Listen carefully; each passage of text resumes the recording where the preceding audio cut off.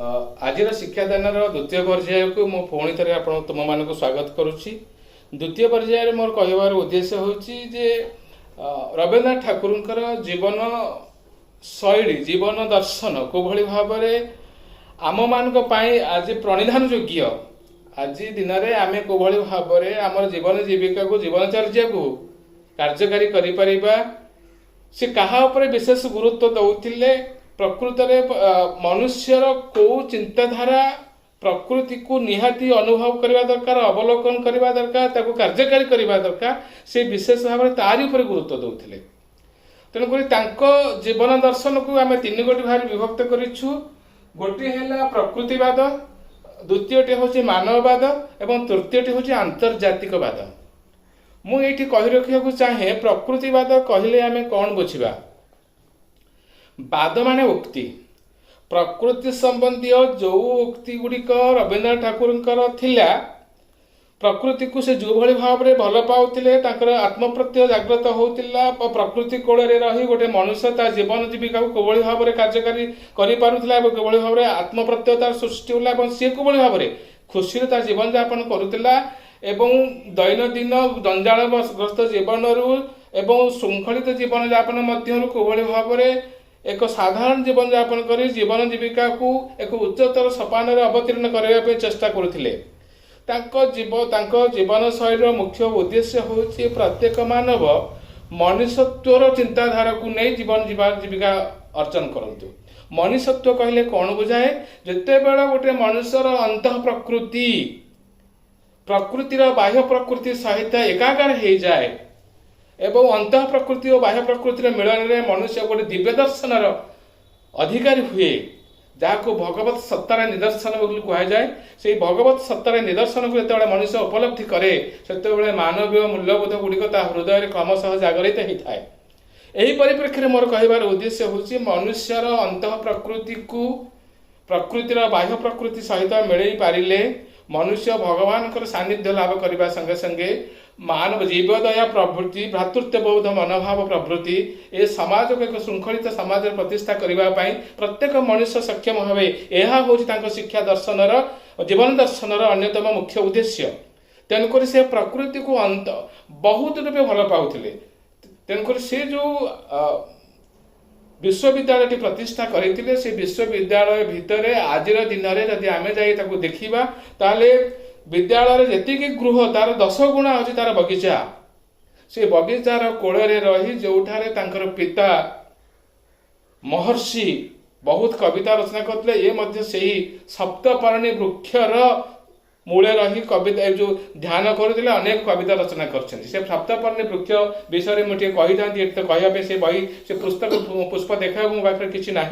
7टा पत्र भितर गोटे सुंदर धड़ा फुलटे फटे थाए से सप्तपर्णी गच ताहा हूँ मनुष्य को आनंद दबारे प्रकृतिर एक अपरूप सौंदर्यर अधिकार होता गोटे वृक्ष जोटि मनुष्य को बहुत आनंद मिलता है। यही उद्देश्य से बहु बार पिला मानकु नहीं सही अंचल छोट छोट पिला शिक्षा व्यवस्था को करुथिले। नंबर 2 हूँ मानववाद। मानववाद कहबार उद्देश्य कौन जे प्रत्येक मनुष्य को निजर सृष्टि विषय अवगत हवा एकांत आवश्यक। प्रत्येक मनुष्य भगवान एक सत्ता व अंश विशेष यह जाना आवश्यक। प्रत्येक मनुष्य प्रति सत् व्यवहार भ्रातृत्व मनोभाव परिपोषण करने एवं जीवदया भली परोपकार भली महान गुण गुड़िक गुणान्वित हवा हूँ शिक्षा जीवन दर्शन अन्यतम महनीय भावधारा बोली कहले अत्युक्ति होना। तेणुक से मानववाद को विशेष भाव में गुरुत्व दौथिले जो मनुष्य निज जीवनचर्या भगवान सहित एक श्रृंखलित समाज को सृष्टि करिपार एक समाज को सुस्थ समाज रे गठन करिपार निर्विकार भाव में निजर जीवन को समाज उन्नति कल्याण निजको कार्यकारी कर मानववाद चिंताधारा प्रत्येक उद्देश्य। तेणुक प्रत्येक मनुष्यर प्रकृत मर्यादा को उपलब्धि करिपारिले जहाँकि प्रकृति रही प्रकृतिर नियामक परिवर्तन जो भाई भाव में होची मनुष्य तार जीवन प्रारंभिक पर्याय यौवन पर्याय वार्धक्य पर्यंत प्रत्येक पर्याय जो भाई भाव से परिवर्तन समय देखुची से समय अनुसार निजक किभଳି भाବରେ परिवर्तन करी ए समाज को एक उपयोगी समाज रे प्रतिष्ठा करि परिबो एवं निजर अवदान तदनुसार कार्यकारी करबा या होछि तांका मानववाद अन्यतम मुख्य उद्देश्य। तापर परवर्ती पर्याय रे मु जीवी आंतर्जातिकवाद कौन। आंतर्जातिकवाद होछि विश्व समुदाय को गोटे भाव रे ग्रहण करिबा। प्रत्येक मनुष्यर निजस्व चिंताधारा रही, प्रत्येक जातिर निजस्व चिंताधारा रही, प्रत्येक देशर निजस्व चिंताधारा रही। विषय वासना ठारू दूर रे रही प्रत्येक मनुष्य कर्म जंजालग्रस्त विज्ञानर कर्म जंजाल प्राचुर्य दूर रे रही सत् गुणर अधिकारी हो पारिला एवं निज एक संस्कृति संपन्न व्यक्तिटीए हो पारा ताले निश्चित रूपे यही मनुष्य ये समाजर वार्तावह हम यह अन्यतम मुख्य उद्देश्य। तेणुकरी जितेबले 1878 मसीह 1932 मसीहा पर्यंत दीर्घ वर्ष काल से विदेश को जाइतिले, बहु पाश्चात्य राष्ट्र सहित मिशितिले, China, Russia, Japan, England, German, America एभली बहुत विकासशील राष्ट्र विकसित राष्ट्र सहित संपर्क आसते से देशर धर्मराजक मान सहित साहित्यिक मान सहित विज्ञ व्यक्ति मान सहित संस्पर्श आसी से एक आंतर्जातिक चिंताधारा को नहीं ए विश्व समुदाय रे एक भारतीय मनोभाव भारतीय व्यक्ति मान चिंताधारा को संप्रसारण करने एक चिंता करते सही चिंताधारा अनुसार आंतर्जातिक वाद को गुरुत्व दि जाइए। सी चाहूले जे सबु धर्म को सर्व मनुष्य जगत को गोटे जगत में परिणत करवा, से जगतर चिंताधारा से भाव में साहित्य संस्कृति गवेषणा एवं समस्त धर्मीय मनोभाव को कोभली भाव में गोटे स्थान में कार्यकारी जमी बंगाली ओडिसी भारतर कुचिपुड़ी बहु प्रकार नाच संस्कृति कला स्थापत्य विज्ञान दर्शन सबकि को एकत्रित करी से विश्व भारती शिक्षा अनुष्ठान शांतिनिकेतन ठारे से भली एक अभिनव विद्यालय प्रतिष्ठा करते जहाँ पृथ्वी पृष्ठ एक विश्वविद्यालय भाव में प्रतिष्ठित होता एवं समस्त देशर समग्र देशर महान जननायक माने सेठारे आसी सेमानकर बहुमूल्य चिंताधारा को कार्यकारी करूथिले। यह होची आम भारतीय मानक पई आम शिक्षा जगत पई आमर आगामी पीढ़ीर भविष्यत पई एक वार्ता मात्र। यही परिप्रेक्षी में मु द्वितीय पर्याय को जीवी। द्वितीय पर्याय होची मोर तांकर शिक्षा दर्शन। शिक्षा दर्शन कौन से शिक्षा दर्शन तांकर जीवन दर्शन अनुसार से शिक्षा दर्शन को कार्यकारी करने सदा सर्वदा चाहूले। शिक्षा दर्शन कौट से प्रतिफलित करने चाहते से जो तांकर अनुष्ठान से खोली जोठारे से निजे आश्रम विद्यालय प्रतिष्ठा करते जोठारे से विश्व भारती प्रतिष्ठा करते ताको ही बाध्य करी समग्र विश्व समुदाय कोभली भाव में एक आंतर्जातिक शिक्षार व्यवस्था करा जाई परिबो एवं भारतीय संस्कृति भारतीय चिंताधारा भारतीय प्रातृत्व भाव गणतांत्रिक मनोवृत्ति कोभली भाव में कार्यकारी हो पारिबो सेतिपय से गुरुत्व देथिले। एही उद्देश्य मोर कहिवार उद्देश्य होछि जे तांकर प्रकृत रे शिक्षा दर्शन कौन थिला। तांकर शिक्षा दर्शन प्रथम उद्देश्य थिला शिक्षार्थी को पूर्ण स्वाधीनता प्रदान करिबा। सी तो प्रथम मु तुमको कहि पिला मानक कहि जे प्रकृत रे से होचंती जने एभली व्यक्तित्व कौनसी शिशु को निष्ठुर बर्बर माने दंड दबा उचित नुहे। प्रत्येक शिशु को शिक्षार्थी शिक्षक माने निजर पुत्र कन्या भली अनुभव ग्रहण कले से मानक पाखरे थिबा भल पाइबा आत्मीयता को शिक्षार्थी मान पाखे पहुंचे पारे पिलाटी निश्चित रूपे पाखे दुख कष्ट एवं अभाव गुड़ी को क्रमशः परिप्रकाश कर विश्वास। तेणुक शिशु को स्वाधीन भाव में बढ़िबा स्वाधीन भाव में शिक्षा ग्रहण करने विषय मजिबा विषय साहित्य को आस्वादन करने जदि गुरुत्व दिज्व निजे माने बगीचा काम ठार आरंभ कर निजे वृक्ष आरोहण पर्यंत संतरण पर्यंत सब कार्य शिशु को पर्याप्त सुजोग दिज्व कौन बाधा बा श्रृंखला दिज्व ना केवल पाखे किछि नजर रखा से व्यवस्था को से गुरुत्व देते पूर्ण स्वाधीनता देवा शिशुर आग्रह अनुसार शिशुर बयस अनुसार सामर्थ्य अनुसार दक्षता अनुसार शिक्षार्थी भली भाव में भल शिक्षार बशवर्ती हो पार से पूर्ण स्वाधीनता शिक्षा दर्शन अन्यतम मुख्य विभाग। नंबर 2 हूँ शिक्षार्थी आत्म अभिव्यक्ति। ଯେତେବେଳେ ଶିକ୍ଷାर्थୀ ନିଜକୁ ଚିହ୍ନିବା ପାଇଁ ସକ୍ଷମ ହେଇଥାଏ, ଯେତେବେଳେ ଶିକ୍ଷାर्थୀ ନିଜର ପରିଚୟ ପାଇଥାଏ, ନିଜର ଶିକ୍ଷାर्थୀ ନିଜକୁ ଏ ସମାଜରେ ପ୍ରତିଷ୍ଠା କରିବାକୁ ସକ୍ଷମ ହେଇଥାଏ, ନିଜର ଅନ୍ତର ଭାବଧାରାକୁ ଅନ୍ୟ ପାଖରେ ପରିସ୍ଫୁଟନ କରିବା ପାଇଁ ପର୍ଯ୍ୟାପ୍ତ ସୁଯୋଗ ପାଇଥାଏ, ସେତିକିବେଳେ ସେହି ଶିକ୍ଷାರ್ಥୀ ଭବିଷ୍ୟତ ଜୀବନରେ ଏକ ମହାମାନବ ଭାବରେ ଏ ସମାଜରେ ଆଗ ଧାଡ଼ିର ଆଗ ବ୍ୟକ୍ତି ଭାବରେ ପ୍ରତିଷ୍ଠା ଅର୍ଜନ କରିଥାଏ। ତେଣୁକରି ତାଙ୍କର କହିବାର ଉଦ୍ଦେଶ୍ୟ ହେଉଛି ଯେ ପ୍ରକୃତରେ ଶିଶୁକୁ ଯଦି ନିଜର ଅନ୍ତର ଆତ୍ମାକୁ ଖୋଲି ଦେବା ପାଇଁ ପର୍ଯ୍ୟାପ୍ତ ସୁଯୋଗ ଦିଆଯାଏ, ତା ପାଖରେ ଥିବା ଦକ୍ଷତାକୁ ପରିପ୍ରକାଶ କରିବା ପାଇଁ ସୁଯୋଗ ଦିଆଯାଏ, ତା ପାଖରେ ଥିବା ପ୍ରତ୍ୟେକ ଗୁଣବଳୀ ଗୁଡ଼ିକୁ ଯଦି ପରିପ୍ରକାଶ କରିବା ପାଇଁ ସୁଯୋଗ ଦିଆଯାଏ, ନିଶ୍ଚିତ ରୂପେ ସେହି ଶିକ୍ଷାର୍ଥୀ ସମାଜର ଆଗ ଧାଡ଼ିର ଶିକ୍ଷାର୍ଥୀ ଭାବରେ ପ୍ରତିଷ୍ଠା ଲାଭ କରିପାରିବ। ନମ୍ବର 3 ଅଛି ଯେ ପ୍ରକୃତି ସହିତ ପ୍ରତ୍ୟେକ ଶିଶୁ ବା ଶିକ୍ଷା ବ୍ୟବସ୍ଥା କିଭଳି ଭାବରେ ଓତପ୍ରୋତ ଭାବରେ ଜଡ଼ିତ ହୋଇପାରିବେ, ଜୀବନ୍ତ ସମ୍ପର୍କ ପ୍ରତିଷ୍ଠା ହୋଇପାରିବ, ପ୍ରକୃତିକୁ ପ୍ରତ୍ୟେକ ଶିକ୍ଷାର୍ଥୀ ଅନୁଭବ କରିପାରିବ। ସେଇଭଳି ଭାବରେ ଶିଶୁଟିଏ ଯଦି ସୁଯୋଗ ପାଏ, ଶିଶୁ ପାଖରେ ସେଇଭଳି ଦକ୍ଷତା ଆସିଥାଏ, ତାହେଲେ ନିଶ୍ଚିତ ରୂପେ ପ୍ରତ୍ୟେକ ଶିଶୁ ନିଜ ସହିତ ନିଜ ପ୍ରକୃତିକୁ ଅନୁଭବ କରିବା ପାଇଁ, ପ୍ରକୃତିର ପ୍ରତ୍ୟେକ ନିୟାମକ ଚିନ୍ତାଧାରା ଗୁଡ଼ିକୁ ଗ୍ରହଣ କରିବା ପାଇଁ ସକ୍ଷମ ହୋଇପାରିବ, ଯାହାଫଳରେ କି ନିଜେ ତାକୁ ଅନୁଭବକୁ ଆଣିପାରିବ। ସେଇ ଅନୁଭବକୁ ପାଥେୟ କରି ଭବିଷ୍ୟତରେ ସମାଜର ଉପଯୋଗିତାର ମୂଳକ କାର୍ଯ୍ୟକ୍ରମରେ ନିଜକୁ ସାମିଲ କରିପାରିବ, କାର୍ଯ୍ୟକାରୀ କରାଇବ। ଏହା ହେଉଛି ତାଙ୍କ ଶିକ୍ଷା ଦର୍ଶନର ଅନ୍ୟତମ ମୁଖ୍ୟ ଉଦ୍ଦେଶ୍ୟ। ଆଉ ଗୋଟେ ହେଲା ନମ୍ବର ଲାଷ୍ଟ ହେଲା ବିଶ୍ୱ ଭାତୃତ୍ୱ ଭାବ। विश्व भातृत्व भाव कहले आम कौन बुझू जे ग्लोबलाइजेशन कॉन्सेप्ट को नहीं जदि गोटे देश बा गोटे जाति गोटे मनुष्य निज समाज रे बढ़े, निज जातिर नाम को रक्षा करने पाई, निजर कर्तव्य को संपादन करिथाए, निज देशर रक्षा पाई, निज जाति को रक्षा करने पाई, निज पृथ्वी को रक्षा करने पाई कर्तव्य करि चले, निश्चित रूपे समस्त समस्तंकर सहायता रे प्रदान करिवे एवं सही सहायता एक पंजीकृत सहायता जहाँकि मानव समाज को नूतनतार चिंताधारा अभिभूत करने सहित एक नूतन दिग्दर्शन पंथा निर्धारण कर आंतर्जातिकवाद व विश्व भ्रातृत्ववादर एक मुख्य उद्देश्य। कहीं ना प्रत्येक मनुष्य पाखे निजस्व अंतर्निहित भावधारा स्वतंत्र भाव में अच्छी, जहाँफल कि से मनुष्य किछि समाज पाई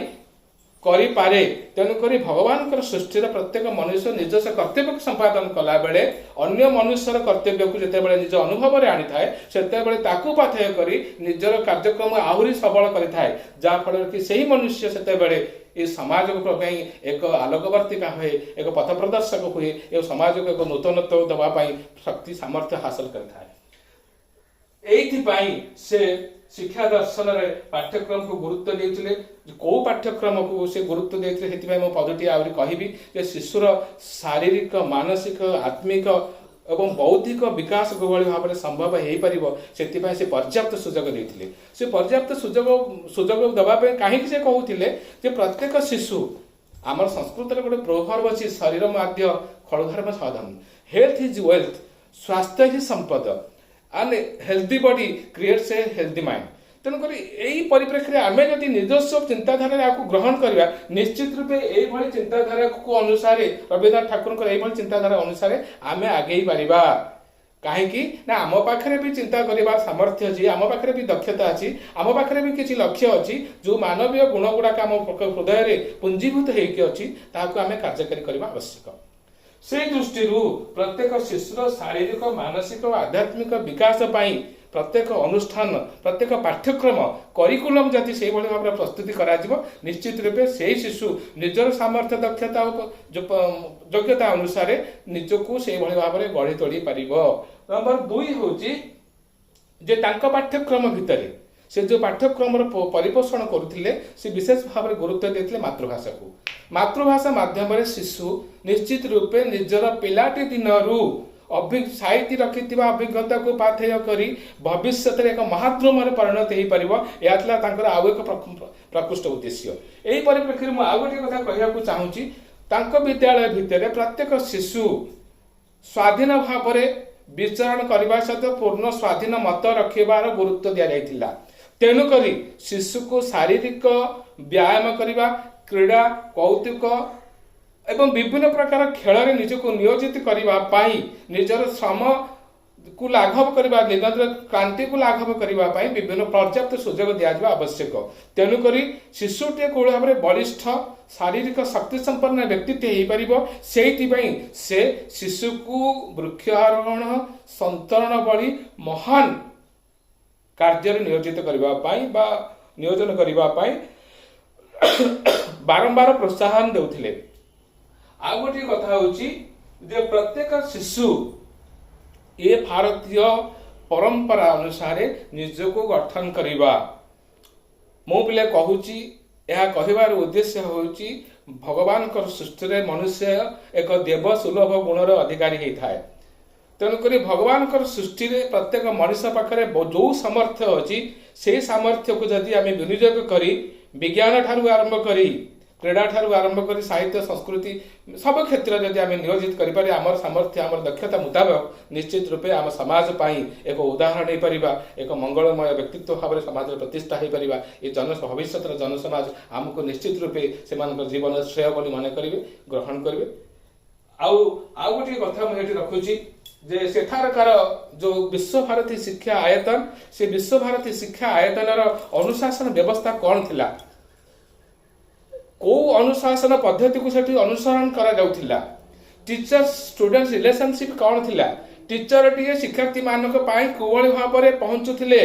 जड़े शिक्षक शिक्षार्थी मानक निजर अंतरात्मा रु कोवଳି भाबरे भल पाइबा सृष्टि कर तांक पाखे अजाड़ी देवा पई स्वप्न देखुथिले एई भली भाबरे। मोर कहबार उद्देश्य होची जेते बेले गोटे शिक्षक शिक्षार्थी मानक पाखरे पहुंची थाए शिक्षार्थी टीए जेते बेले तार शासन श्रृंखला किछि मात्रा रे आनंद पाई थाए जेतिके आवश्यक श्रृंखला एवं शासन दरकार शिशु पाई सेतिके शासन श्रृंखला भितर रखी अजथारे बाह्य प्रेसर बा चाप पकाई शिशु को धमकई डरई शिक्षा ग्रहण करवा तांका शिक्षा व्यवस्था अन्यतम व्यतिक्रम थिला जो व्यतिक्रम को से बारंबार गुरुत्व दौले कौन शिक्षक आवश्यक अनुसार शिक्षा को ग्रहण करने अनुशासन व्यवस्था करंतु एवं अजथारे शिक्षार्थीर मानसिक शक्ति को दुख बा कष्ट दिंतु नहीं जहाँद्वारा कि शिक्षा ग्रहण वंचित हवा बा व्यतिक्रम हबार पर्याप्त संभव थाए एथिपाई से गुरुत्व देथिले। आउ गोटे परिशेष गोटे कथा कहबी एई भली भाबरे तांकर भवन गुड़िक पर्यायक्रमे से बहुत गुड़े भवन करते सर्वप्रथम से 4 गोटी भवन थिला एबे तो केते गुड़े भवन से खोला गलानी 7 8टा 10टा पर्यंत भवन खोला गलानी। मु तुमको कही से जे चाइना भवन ठारू आरंभ करी पाथ भवन ठारू आरंभ करी संस्कृति भवन ठारू आरंभ करी विद्या भवन ठारू आरंभ करी संगीत भवन ठारू आरंभ करी कला भवन पर्यंत जेते गुड़ी भवन आवश्यक मनुष्य समाज पाई वर्तमान सेठी हेई गलानी विशेषकर नृत्य गीत रे कला स्थापत्य रे से यूनिवर्सिटी बा से विश्वविद्यालय आज पृथ्वीर एक स्वर्ण अक्षर नाम निजर नाम को अलंकृत करथिबा यूनिवर्सिटी रूपे परिचित हो पारिछि। एथिपाई बहुत बहुत धन्यवाद। 1951 मसीह यह भारत वर्षर एक प्रमुख चतुर्थ विश्वविद्यालय भाव में प्रतिष्ठा अर्जन कर एकांत जानिबार विषय ज्ञातव्य अटे। तेणुक आम समस्ते जानिबा दरकार यही एक व्यक्तित्व जहाँकर अवदान रे आज आम भारत वर्ष एक संस्कृति संपन्न राष्ट्र रूप में निजक परिचित कर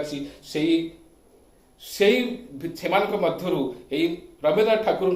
एक प्रच्छन्न हस्त रही कहले अत्युक्ति हो ना। तेणुक मोर कहबार उद्देश्य हूँ पिले आज मु तुम मान को गोटे टास्क दूसरी से टास्क तुम मैंने पढ़ो मो बही मो भिडियो टी भल भाव में देख से टास्क तुम कर मत देखले मो विशेष उपकृत हेबी एवं यह तुम मान पाखे कोभली भाव में पहुँचला ता मत जनइब। यही परिप्रेक्षी में तुमको प्रश्न दूसरी रवींद्रनाथ ठाकुर जीवन दर्शन कोभली भाव में विश्व भारती शिक्षा व्यवस्था प्रतिफलित होती सम्यक आलोकपात कर। संक्षेप लिख बेसी लिखा दरकार ना मात्र 20 लाइन भितर तुम लिख निश्चित रूपे तुम उद्देश्य को मुझे बुझीपारि तुम हृदयंगम कर मत मो पाखे पहुँची पार। धन्यवाद।